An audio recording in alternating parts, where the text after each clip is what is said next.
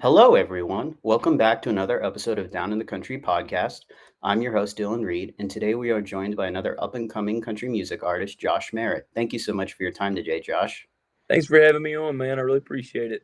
Of course, great for you to be here. What I found very interesting in learning more about you is you describe yourself as an artist that's steep into heartland culture. And what does that mean to you, and how have you related since becoming a country music artist? Oh man, it's growing up in middle America here. I'm right in the thick of it. It's a lot of country music these days. Not to slash on anybody, but it's it's made in the city now, and they kind of pretty.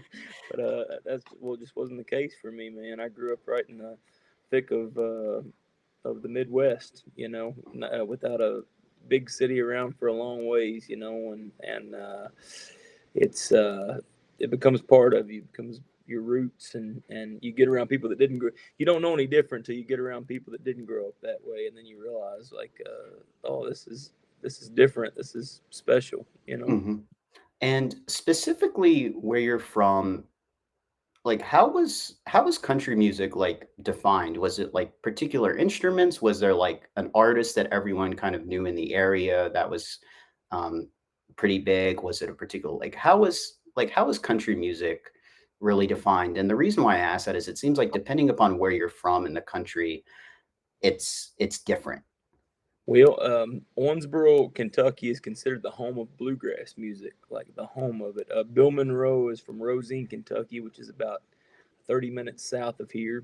And they just in the last 5 years built the International Bluegrass Hall of Fame is actually in Owensboro. So Owensboro is just steeped in bluegrass music. Hmm.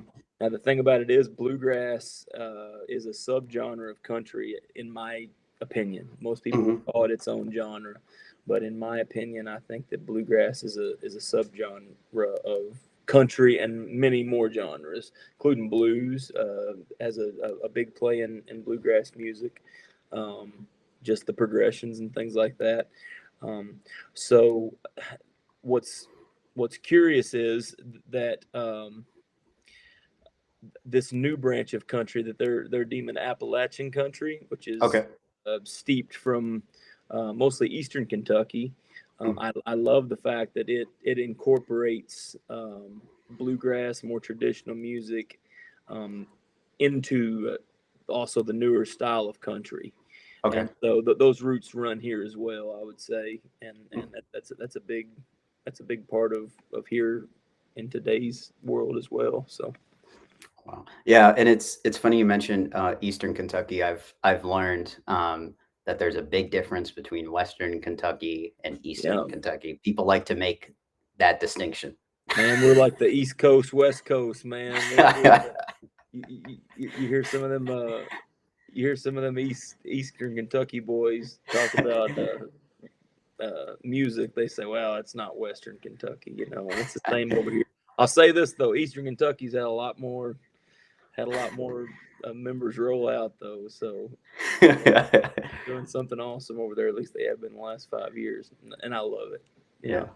Wow. No, and it's interesting because from my personal experience, being from Dallas, so the first country music album that I can remember listening to as a kid, straight through, and I think we all kind of have that album that we remember listening straight through to, and we're like, this is awesome, this is amazing, and I actually um, still listen to that album to this day. I mean, we have the CD, but now with iPhones and Spotify, like you can listen to it digitally now, so you don't have to lug around that big CD player that you used to have to do in the late '90s, early 2000s.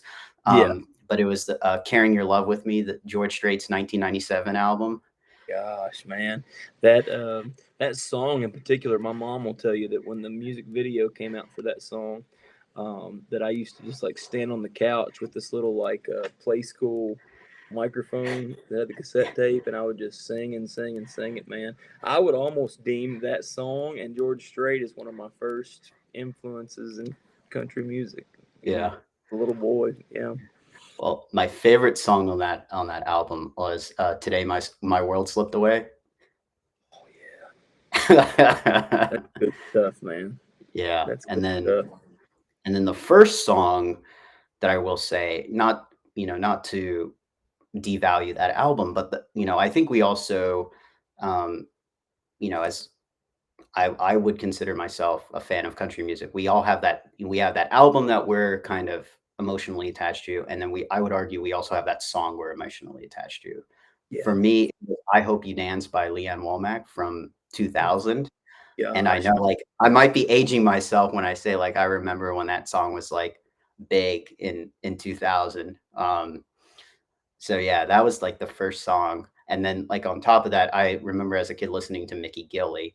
So, I mean, it's not a sheer coincidence that all 3 of those artists are from Texas, but that's kinda what I thought country music was, and I never heard of, like, I thought kind of what you were saying, bluegrass music was something totally separate from country music. I never knew until, what you were just saying, that that country music and bluegrass are heavily related to each other. Sure, sure. Absolutely, man. Man, talking about a place that just has their own set of rules for music, man. Texas is one of them. Yeah, well, I tell people all the time, we're not just a state, it's an idea. So That's right. That's right. I love so I love Texas so much, man. I've only been one time. When I released Reynolds Station, my first record. I did a run, an acoustic run through Texas, and we went to all the major cities and played just pubs and dives and things like that. But man, I had a blast. I loved it so much. hopefully you had some good barbecue on the way. Sure did, man. I went to Terry Black's in Austin, man. Good Lord, it's it was honestly some of the best food I've ever had. And Yeah. here's the thing: Owensboro is also considered one of the 600 barbecue capitals of the world. We've won a bunch of awards for our barbecue as well. But man, I don't know that it touches that Terry Black's, man. It was so good. I gotta ask you though, is barbecue pork or is it beef? Here's something interesting. So in Owensboro, we're known for our mutton. You know what mutton is? Uh, Educate me. Yeah, it's a lamb is what it is, and but we barbecue it a certain way. It has a we chop it and well we barbecue it first, and then you can either get it sliced or chopped, but either way, it's put into a like a vinegar based barbecue like sauce. It's very vinegar based, and anyway, most people don't know what it is, but it's good. It's good stuff. Wow. Um, as as far as anything else, um, I'd I'd venture somewhere else for some barbecue, but the mutton is delicious, man. And I'll say this: I'm a big brisket guy. I think that's why I have a problem with it. So I would say I'd say beef is barbecue, but Yeah. pork, but. Uh, and I think that's why I love Texas's barbecue so much, man. They love their brisket, man. They know how to make it right. So Yeah. You know, you know, I miss home too, so I thank bet. Yeah. But yeah, no, just you as a country music artist. So how have you matured since you released How Many Times, which was released in 2020, to Easier Alone, which was recently released on your album 206 in 2024? Oh, a ton, man. And I just had this conversation with somebody. But what's interesting about Reynolds Station is how long it took me to record it and how long it took me to put it out. I started recording that record in 2017 and then didn't finish it until 2019 and didn't put it out until 2020. So the songs that are on Reynolds Station, some of those songs were 3 years old, 2 years old by the time I put it out. So if you do the math there, I wrote most of those songs, in the early 2010s, which was my early 20s, And that's when I was first getting started, man. I was green as a blade of grass, and I thought I was proficient as a songwriter, and I think I was in some degrees, but it took so long to record it and do it because I wanted to do it right, and I was doing things on a budget at the time. I didn't have any backers or anything like that. It was helping to finance the thing, so it just took a long time to get it done. So by the time I put it out in 2020, I mean, some of those songs were 6, 7, 8 years old, and I'd written many more songs in between time, and I'd gotten better at writing songs in between time. Now I love the songs on that record. I think they, for myself personally, for what I think of them, I think they stand up. But that was the difference. So we put that out, and then it was roughly 2.5 years later, Hmm. um, put 206 out. And so most of the songs that are on 206, I wrote within a year of putting the record out.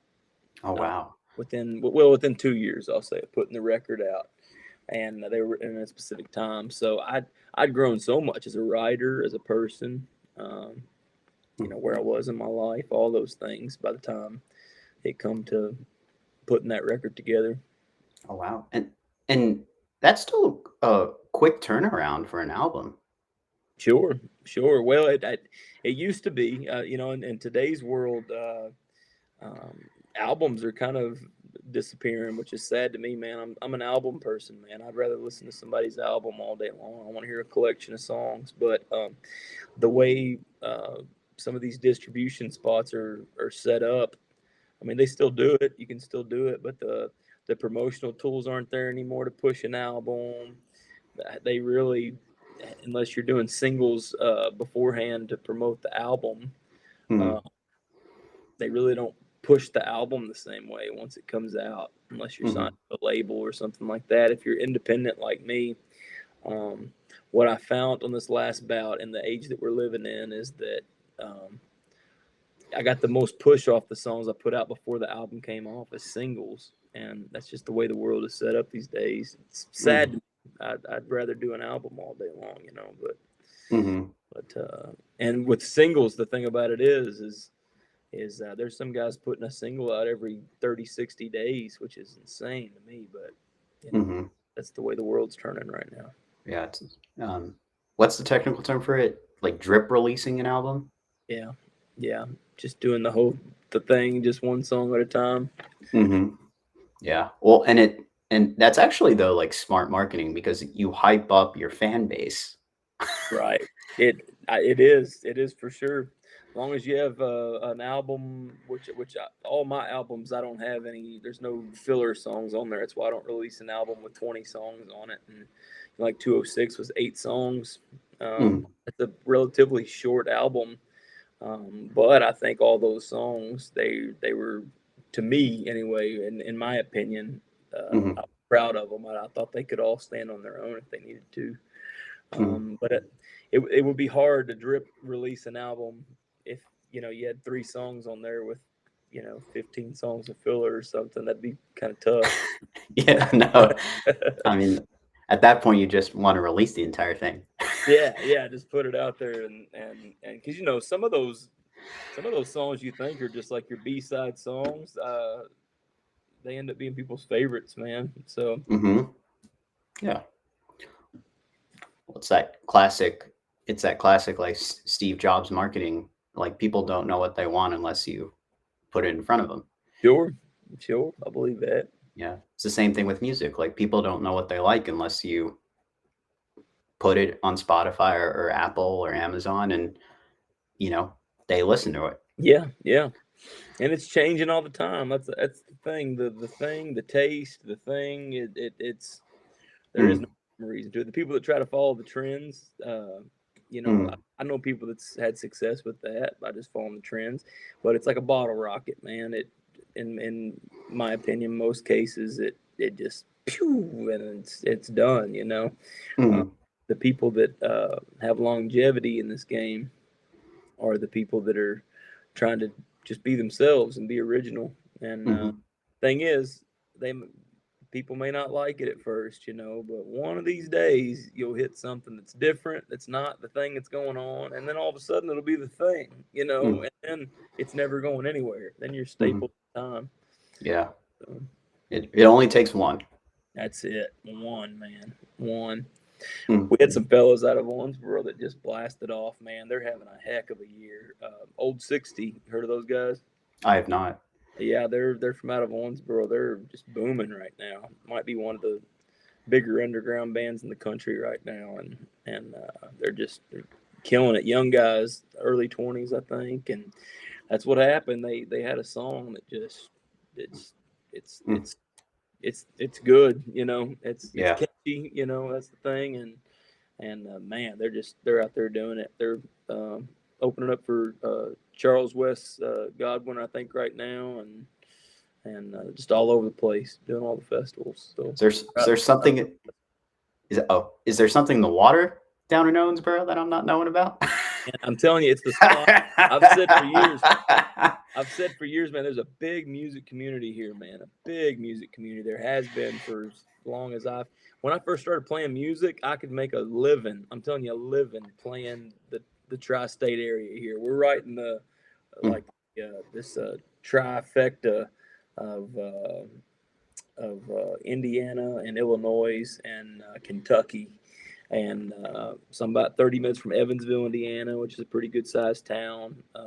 There's tons of clubs where I come from. There's just tons of music venues that'll put you up, so you can make a living right here in this area, man, and not go anywhere if you didn't want to. wow. I've done it for part of my career, for my early years of my career.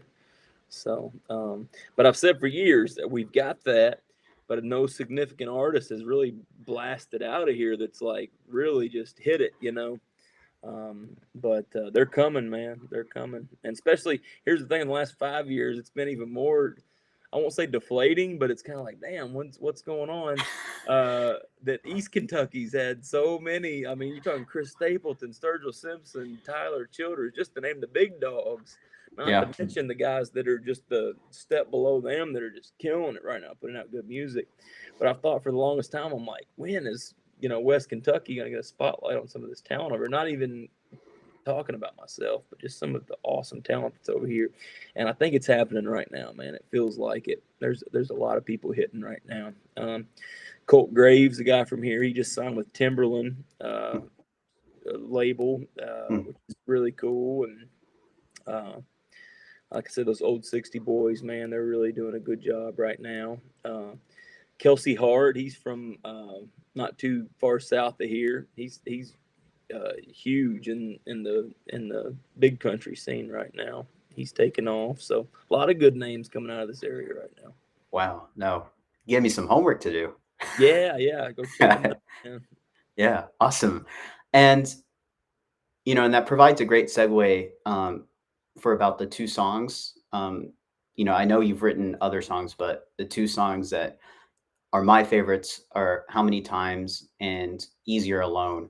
Could you just provide kind of an intro for How Many Times, like what's it about and kind of what it means to you as an artist? Sure. Is this a? I didn't ask you before we started. Is this PG-13 or were we rated on this the podcast?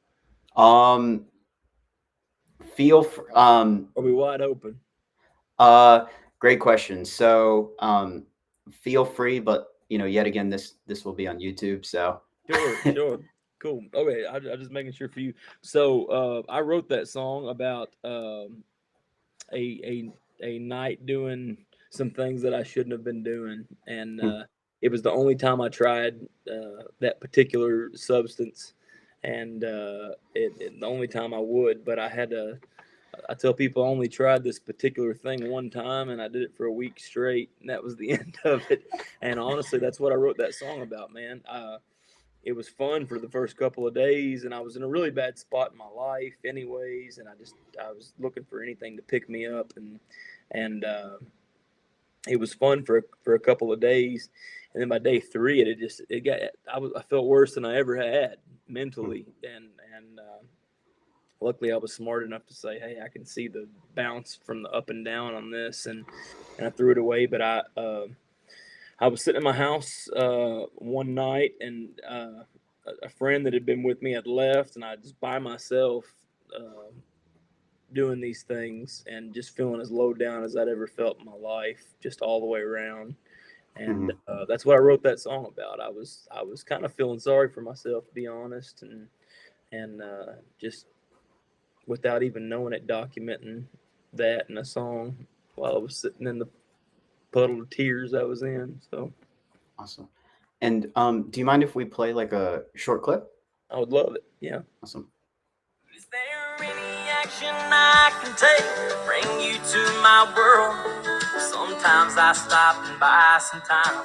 This old lonely girl, she sells it by the ounces, and the weight is always light.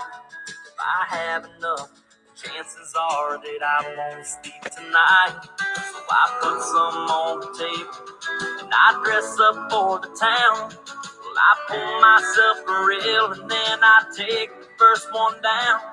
I can always find some time, I've got her number in my phone. But time ain't the kind you wanna do alone. And how many times can I fall down on my knees and cry while I'm fucking high, feeling dry? I've watched the whole world pass me by. I'm floating like a barrel, and I'm praying like a saint.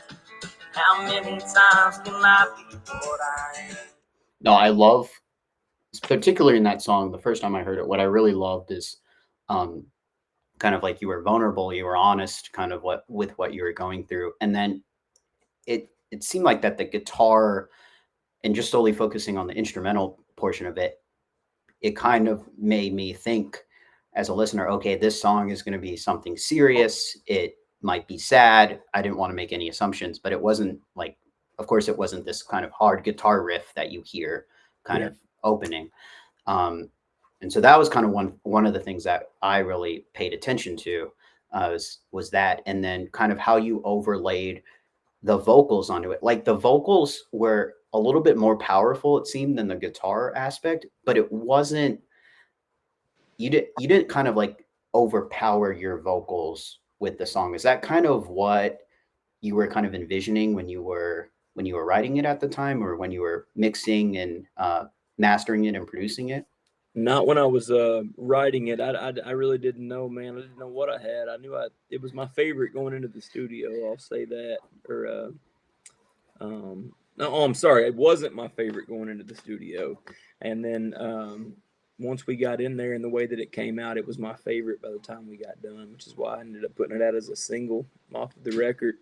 But so that record was produced by my friend Shannon Lawson. So Mm, he was in the driver's seat for that record. So a lot of the direction we took on that record was his doing. It was his idea. He had a, I wrote the songs and I knew how I wanted the album to come mm, out, but when you hire a producer, you kind of put them in the director's seat as far as how you're going to lay the album and mm. the kind of the vibe that you're going to go for once you get it. Now I had just as much say. Obviously, it's my record, but he did a wonderful job Yeah. of capturing what that song needed to be and capturing the energy around it. He's actually singing the harmony. The Shannon Lawson, he's singing the harmony vocals and plays the lead guitar lick in that song as well. And he's one of my favorite singers in the world. I I'm a big fan of Shannon Lawson, so to have him not only produce the record but play on it and sing on it, man, it was an honor. Yeah. Well, and it was listening to that song too as well. Um, I had no idea until what you it was that like you so you basically went in was like it was like pure experimentation. Like you Yeah, had really I had no experience. Yeah, wow no that, experience whatsoever. but it came out phenomenal. Yeah. Well, again, I had Shannon Lawson signed to MCA in the early 2000s. He was a big artist on CMT. He knew what he was doing, man, and that's why I hired him to help me out, man. I knew how green I was and knew that I needed somebody to guide me through the woods on it, at least for my first one.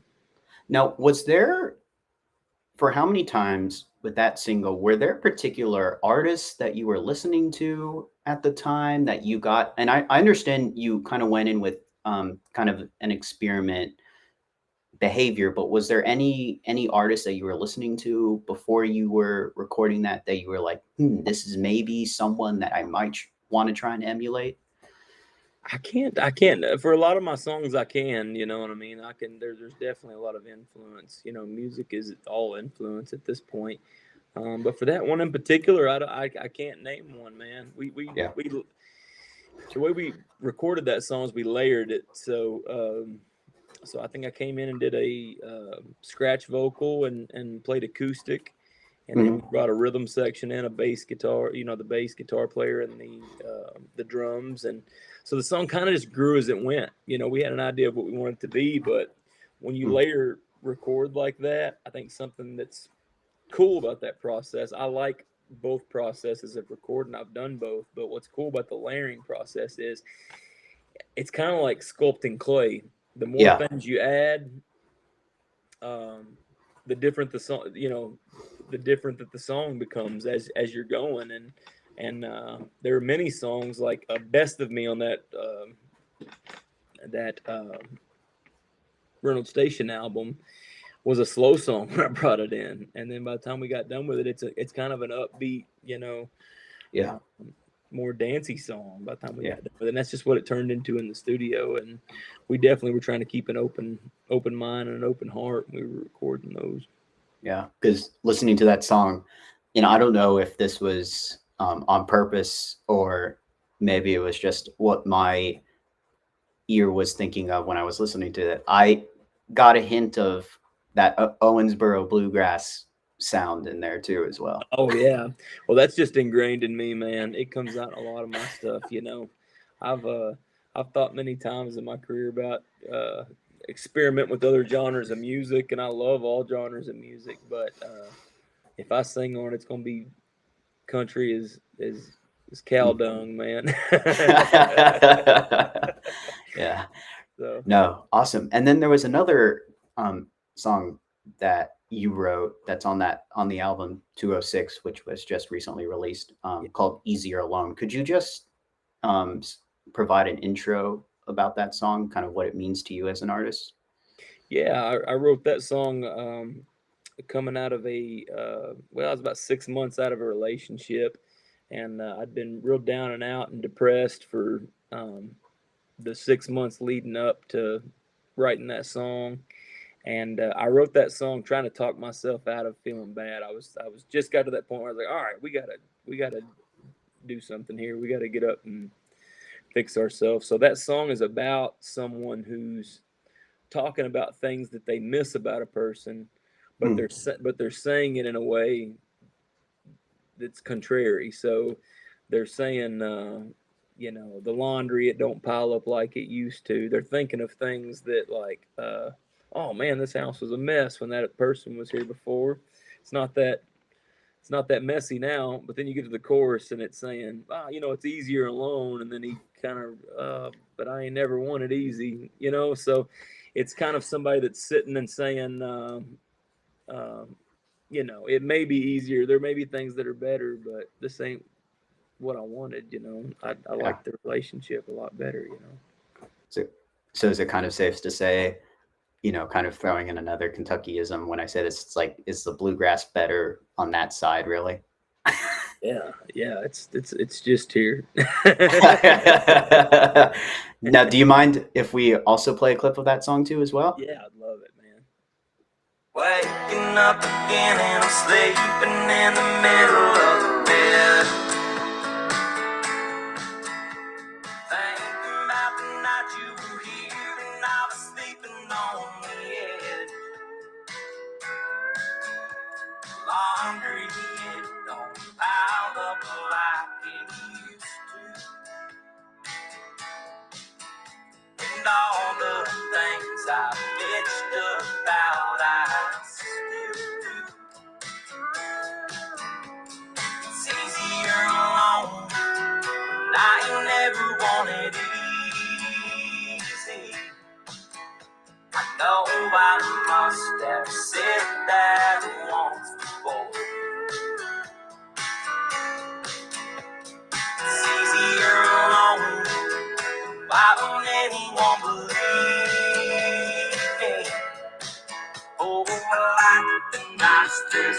Josh, I gotta say, I love the strumming pattern in that song.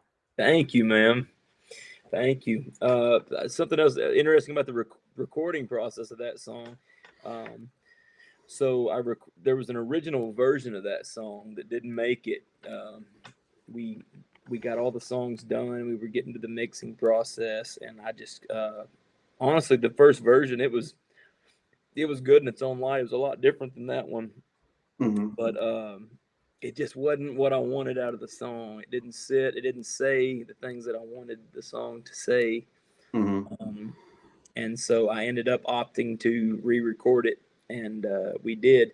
Um, the first version of that song kind of uh, sit more with a more like a best of me on my first record. You know, it was more of a driving song, and I just didn't want that to be that. You know, Mm-hmm. and so when we went to re-record it. I had to get everybody back in the room and everybody's look because everybody loved the first version that I was recording with. I was the only one that opted to re-record it. So everybody's kind of looking at me like, well, what do you want out of this thing, man? And I was throwing a lot of stuff around. But the only thing I could picture in my head was I was like, well, I want it to be kind of like Eric Church's Springsteen Uh-huh. meets the Wallflowers One Headlight, Okay. which is kind of exactly how that's if you played that song with those songs, you think, well, it doesn't sound that much alike, but there's tons of influence from both. It's just as far as the way the song ended up setting at the end. The bass line in particular, it sets on the two instead of the one, like just like on Hmm. the One Headlight song, and then the vibe from the Springsteen is there. But it's its own thing. Again, that's one of those things where influence is in place, but yeah, we created a beautiful thing after it was done. It's kind of its own. But yeah, the guitar. I set it with the drums, then we did the bass, then we re-recorded the guitar. So when I re-recorded the guitar the second time, I just wanted to sit, but because the bass and the drums offset each other, they hit on Yeah. different beats. So I put the guitar right in the middle. Okay. That's how I Wow. played the whole thing. And if you listen, it's right in the middle of the bass and the drums. It's not on the one or the two really. Wow. And so when you re-recorded it, did you have to rewrite any portions of Easier Alone?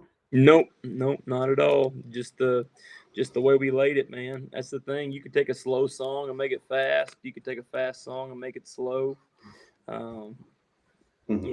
it's just the vibe that you want after you record. That's why the recording process is so beautiful to me, because you can, I think that songwriting and song recording are almost two different things.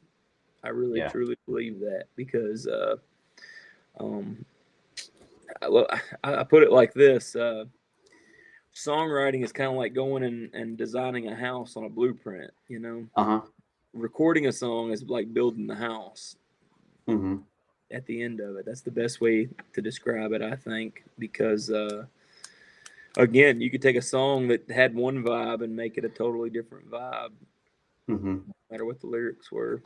you Yeah. know And what I really liked about that song too, and I also don't want to, um, you know, I don't, I feel like I have to say this, but I really love that drum portion too as well, even though it wasn't like this big heavy drum that you get in some songs. And then I do like that electric guitar portion too as well. That's kind of what, to me, the entire layering process of that song was great, but I think that drum and that electric guitar part really elevated it. Thank you, man. Shaky Foles played drums on that. Chris Lee played drums on the rest of the record. But Shaky Foles, who plays for Chris Knight now, um, Hmm. played drums on that particular song. And man, I really had to pull him back. He had a lot that he wanted to do on it. And I was like, man, again, with the another interesting fact about the Wallflowers song is if you listen to it, there's not one cymbal in the entire song. And that was one of the things that I wanted to try on that. I was like, let's not do any cymbals. Let's just drive the beat. And so if you listen to Easier Alone as well, there's maybe some hi-hat clings in there that you can hear here and there, but it's mostly Mm-hmm. just on the floor, man. No cymbals at all, which Yeah. makes it a little cleaner, Yeah. And yet again, similar to How Many Times, but you still kind of get that man from Owensboro with that bluegrass sound too. Yeah, I can't run away from Now, with Easier Alone, were you listening to any particular artists? Like, was it similar to kind of um, How Many Times, or was it kind of a totally different identity within its own? When I wrote it, no, but like I said, in the recording process, and I think I kind of had that in mind when I went in. I kind of had this thing where I was like, I can hear this particular vibe. Uh, Mm, um, I was actually feeling more like a '90s rock vibe for it, yeah. Wow. and we didn't end up going that hardcore into that. But that's why I think it's why I landed on like the wallflowers as the best influence I could use as a description. Again, song sounds nothing like that. We didn't take anything from those songs to put in there except for the influence of those songs, man. But that's what I liked about that. It's that wallflower stuff is very uh, as far as '90s rock goes. It's pretty laid back, pretty soft. Mhm. Yeah, and it's interesting because with both of those songs, um, you kind of not only you show and you don't necessarily tell people about your upbringing in Owensboro, Kentucky. Like listening to both of those songs, one can get the sense of, oh, this guy's from Kentucky, like where he's from is important. Now, are there other things that you do as an artist aside from the sound that you show, not necessarily tell people about Owensboro? Oh, I don't show anything on purpose, man. I just to be honest, I write the songs and just I do them how they come out, as cliche as that sounds, man. Mhm. But I'll say there's nothing I'm trying to do. There's no influence I'm trying to put on there. Anything that's going on is completely coincidence. Wow. So No, no, that's awesome. And you get a much more like, is it safe to say you get a much more realistic sound that way too, as well? yeah, that's my big thing, man. Is I don't approach. I can honestly say of both these records that I've done, there was no conversation at all about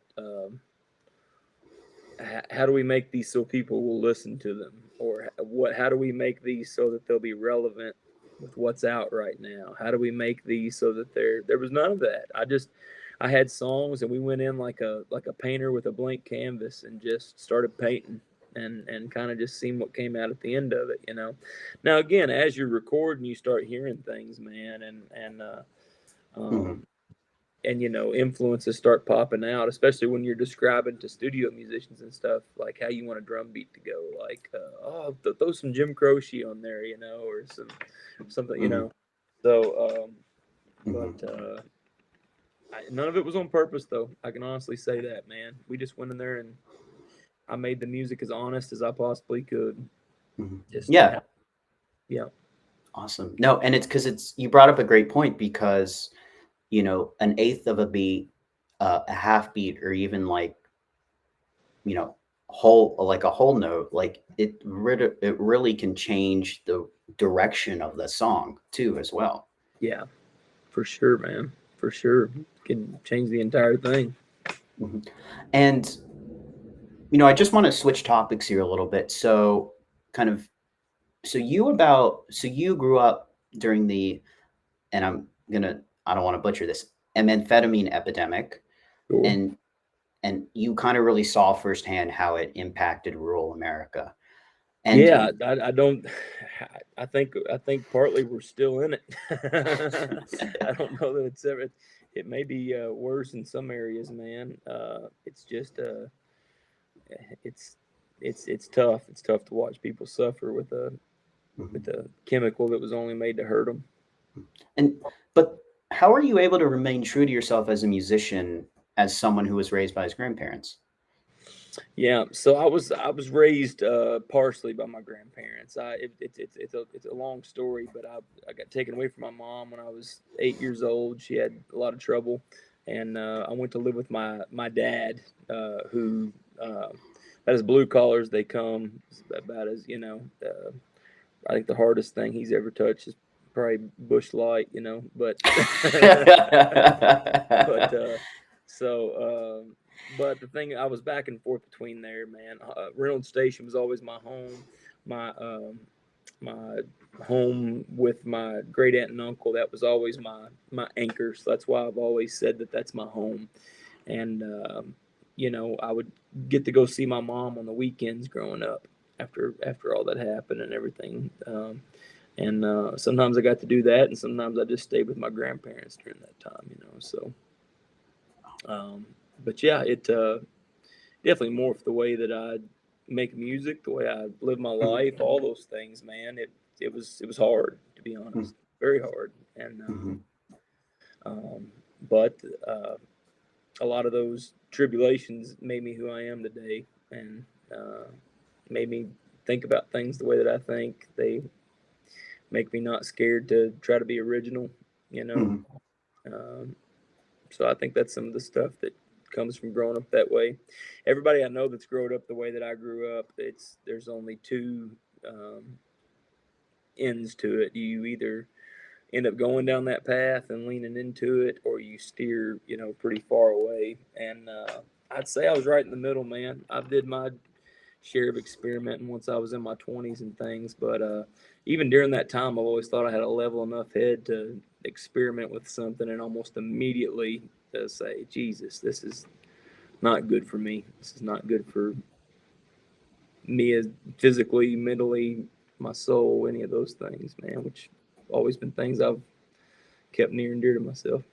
Yeah. And it takes a lot to step back and realize, hey, this is not working for me. I need to do something else. Yeah, for sure. For sure. Yeah. And we've talked a lot about kind of you want to contribute to the genre of country music specifically through kind of that bluegrass kind of influence that we've been discussing. How else would you like to contribute to the genre and to the community of country music? Oh man, I just, it's you talking about outside of music. Or in the music, in the genre of country music, and then I would say like the greater community of country music too as Gotcha. well. I mean, just with my music, man. Again, I, I really don't approach it. It's very tough for me because I don't approach it like I'm. I don't even call it a genre until after I get it done. Everybody else tells me what it is. So to say that I'm trying to push something into country music would be wrong for me to say, because there's not, when I go in, there's not anything there's no part of me that's like, how are we making sure we're being traditional? How are we making sure that none of those things? I just make a song and see how it comes out. I could make a heavy metal song on accident, and until I go play it for somebody and they say, well, that's country, it'd be hard pressed for me to label it, man. Now I love country music, and have strong roots to it, obviously, and because of that, I think I make country music, which is um, which is tough. But as far as being purposeful, uh, Mhm. maybe I should be more. I don't know, but I never have been. I've always just made music and kind of seen where it landed. Mhm. And but as far as what I could provide to the community of country music, man, I just want to be, um, as somebody that's putting themselves out to a person in the public eye. I want to try to make sure I'm being a role model, and to me, being a role model doesn't mean being a squeaky clean person and you know walking the straightest, narrowest line that they make. To me, being a role model is being somebody who's not scared to mess up, but can be an influence to show people um, how to get back on track, you know. Hmm. Yeah. Well, I think the saying that I've been told is every situation you're in, whether it's a job, house, a relationship, like everything is temporary. Like it could all disappear tomorrow. Sure. And that's what I think we sometimes tend to forget. Yeah, man. Yeah, it's we're not promised our breath tomorrow, man. Much Hmm. less anything else. So, and I think the people that can wrap their minds around that, and I think I do most days. I try to show gratitude, to everything around me. But the ones that can wrap their head around that, they live a much happier life. The people I know that that are open to the fact that they might not wake up tomorrow. Those people are usually happier than the people that don't. Yeah. Seriously enough. Yeah. No, totally. Yeah. No, it's interesting just kind of seeing like, it seems like the older people get, the happier they become. Yeah, because that thing, you would think if the closer to the flame that you get, or the end of the flame, I should say, that you get, the end of the light would be you'd just be scared to death. But you just figure it out somewhere along the way, and then you start appreciating every day that you have. Hmm. Yeah. No, totally agree. And Josh, I got to ask one last question. So, are you working on any other musical projects? Any other EPs, new singles, shows, albums? The works. Yeah, I am. I, we've kind of just started opening that door again, and trying to get an idea for it again in today's climate. We're about 6 months out on this record, and we've probably got enough steam to take this record to the end of the year. But there's no doubt, uh, into next year we're going to be expected to have some music ready, and so we're getting it ready right now. I've got plenty of songs, and um, actually right now, one of the cool things that's happened since Reynolds Station, I mean, I'm sorry, with 206 and the some of the minor success that we've had with that, is that some opportunities have opened up to work with some new people, and so we're kind of just seeing what we want to do, where we want to record, who we want to record with, things like that. I will say, and this may change, it always does. I'm an album guy. I've always said that I didn't understand just releasing a song by itself, but we've talked very seriously about maybe just doing an EP this time, and then releasing it into singles first, like we've talked about, just to see um, um, how that does. And then, but no doubt about it, even if we do it that way, my what I love about making this art is making a collection of songs. So Mhm. there's not an album ready yet, but we'll definitely have some singles and things like that ready for the next, probably out in the next couple years. Yeah. Next year, Well, sorry. I can't speak for everyone, but I want to be surprised. So, Yeah, for sure, man. as soon as I'll be looking for it on Spotify. So, Well, thank you very much, man. I appreciate that. yeah, awesome. And where can people find more about you, learn more about you, Josh? Like, where can people listen to your music? Yeah, you can joshmerritt.com is the one-stop shop. You can find all the links to everything there, to my music, to my social medias, all that stuff. Um, TikTok, Instagram's kind of our big ones. We're trying to push those a lot more, man. I'm an old soul, so uh, I have way better of a natural crowd than I do a social media crowd. Some days I feel. So go push those socials for me, man. And yeah, we try to keep it fun on there. Awesome. Great. And be sure to check out Down in the Country podcast, which is released every Tuesday morning on YouTube, as well as the audio file, which is on Spotify and Apple Podcast, are the main two platforms. This is Dylan Reed signing off. Thank you so much again for your time today, Josh. Thank you very much for having me, Dylan. I appreciate it.